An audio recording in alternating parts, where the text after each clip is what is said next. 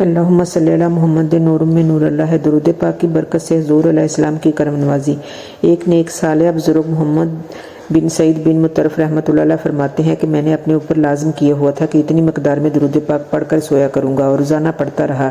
ایک دن میں اپنے بلاخانہ میں درود پاک پڑھ کر بیٹھا تھا کہ میری آنکھ لگ گئی۔ اتفاق سے میری بیوی اسی بلاخانہ میں سوئی ہوئی تھی۔ کیا دیکھتا ہوں کہ وہ ذات گرامی جس پہ درود پاک پڑھا کرتا تھا، جنی آقا دو جہان رسول پاک صلی اللہ علیہ وسلم، بلاخانہ کے دروازے کے اندر تشریف لے آئے۔ حضور پاک صلی اللہ علیہ وسلم کے نور سے بلاخانہ جگمگا اٹھا، نور و نور ہو گیا۔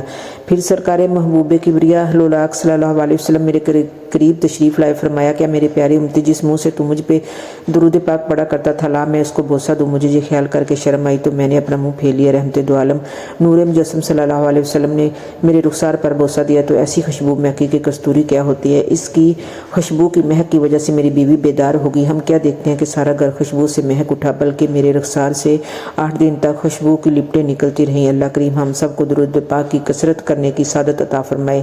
یقیناً یہ وہ نیکی ہے کہ اس کی برکت سے کرم نوازی ضرور ہوتی ہے۔ سبحان اللہ۔ آئیے ہم بھی اپنے پیارے نبی پہ لاکھوں کروڑوں درود و سلام بھیجیں۔ اللہ ہم سب کا